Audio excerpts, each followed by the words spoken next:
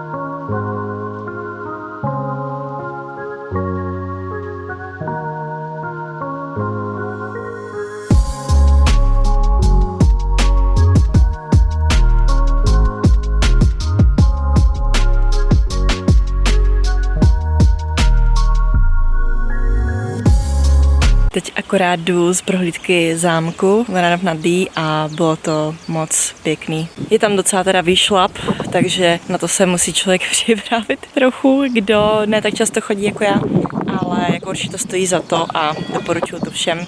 Je to určitě super i pro rodiny s dětma, ale nedoporučovala bych moc kočárky, protože je to opravdu kopec. Tak, ještě jsem přemýšlela, že zajedu do Bítova se podívat, to je další hrad nebo zámek na druhém konci přehrady, ale uvidím, jestli to teda ještě dneska stihnu. Každopádně teďkon jdu na nějaký dobrý český tradiční oběd.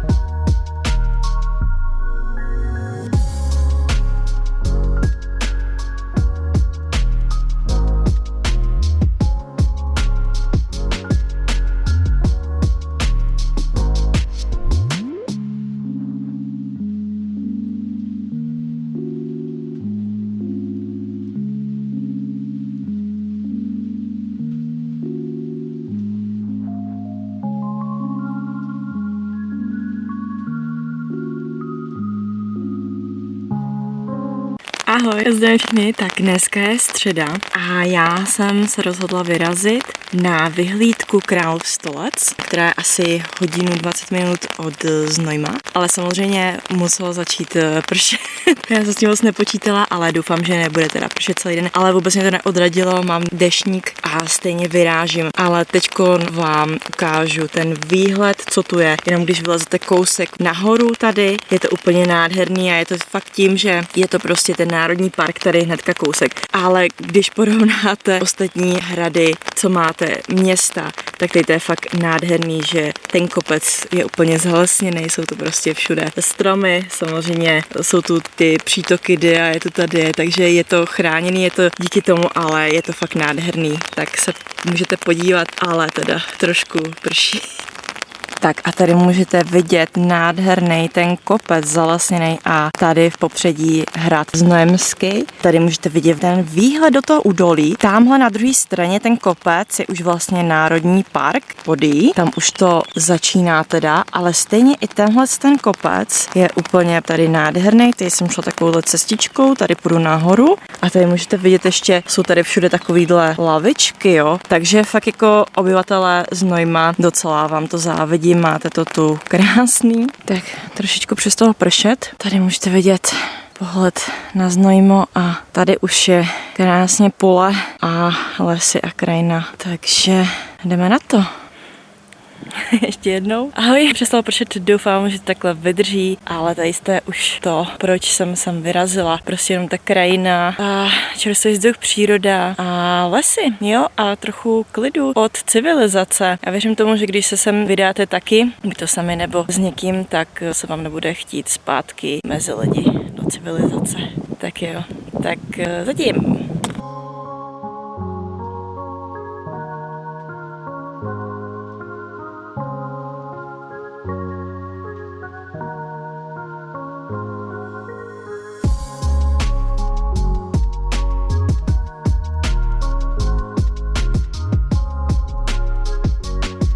Tak tady máme mapu Národního parku Podyjí a na druhé straně v Rakousku je Thyatal, protože Die je v němčině Thaya. A my jdeme, teďko najdu tady semka, se podívá na Králův Stolec. Tak a konečně jsme sem dorazili, takže tohle je vyhlídka Králův Stolec a jdeme se podívat přímo zblízka. Tak a jsme tady. Už teď vím, že ta vyhlídka bude nádherná, což je úplně super. Je to, že jsme zrovna přišli, když tu nikdo není a jsme tu úplně sami. Takže takhle já to znám vlastně jenom z fotek, ale tohle je super. A akorát přestává pršet a vysvětlo nám sluníčko. Perfektní. Už to je ten nádherný výhled.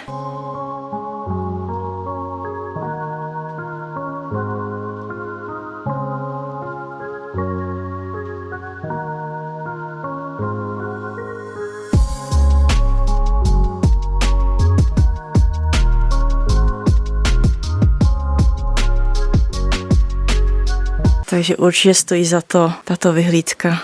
Ahoj, zdravím ještě jednou všechny, tady Anet a zdravím vás z Národního parku Podyjí, z vyhlídky Králův Stolec. Nachází se to zhruba 5 kilometrů od Znojma, takže jdete sem hodinku a 20 minut, tak nějak, ale teda úplně stojí to za to, můžete vidět za mnou nádherná Die a okolo park, lesy a je to úplně úžasný, že je něco tady takhle zachovanýho, protože je to opravdu důležitý, takový krásný kus přírody a já jsem hrozně ráda, že jsem sem došla dneska a akorát, když jsem došla, cestou pršelo, tak se krásně vyjasnilo, takže počasí mi přeje a vy si to teda užijte taky se mnou.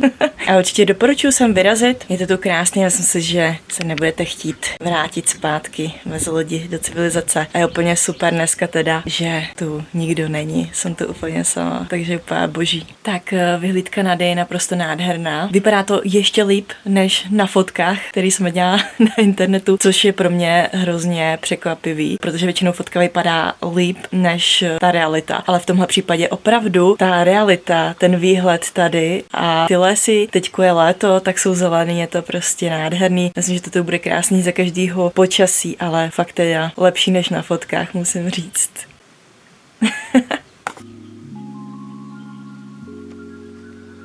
A teda samozřejmě takovýhle vyhlídek je tu spoustu, ale už jsou trošičku dál a já jsem se rozhodla tady udělat jenom si takový pěší výlet, takže určitě si máte kola, je to úplně skvělý na cyklistiku, bych řekla. Není tu ani tolik lidí teďkon, což je taky super, není to nějaký jako vyloženě extra turistický, asi moc lidí o tom neví, tak teď doufám, že to nespropaguju a nebude se městít víc lidí, protože je samozřejmě super, když jedete někam a těch lidí tam tolik není a můžete si opravdu užít tu přírodu a klid.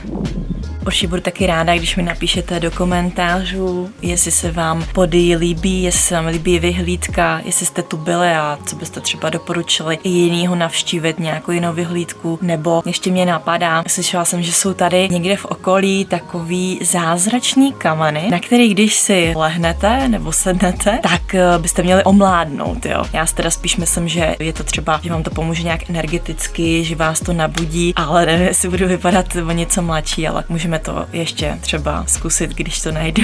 Takže to by bylo z výletu do Podyjí vše. Já doufám, že se vám to líbilo. Určitě doporučuji sem zajet, je to tu moc krásný. Znojmo, Vranov, Národní park. Bohužel jsem se nedostala do Bítova, ale to nevadí. Je to zase na druhé straně, takže určitě zase někdy příště. A jo, já si jdu teda užít za ty 3 dny. Mě docela bolí celé tělo, hlavně nohy, protože nejsem vůbec zvyklá takhle chodit, ale je to krásný. Určitě jsem si to užila a doporučuji všem. Tak se tím mějte krásně a zase někdy na viděnou. Takových vlogů moc nedělám z cestování, z mých výletů, ale možná zase někdy příště a jinak se vidíme u Simíku, Robloxu a tak dále. Tak zatím čau.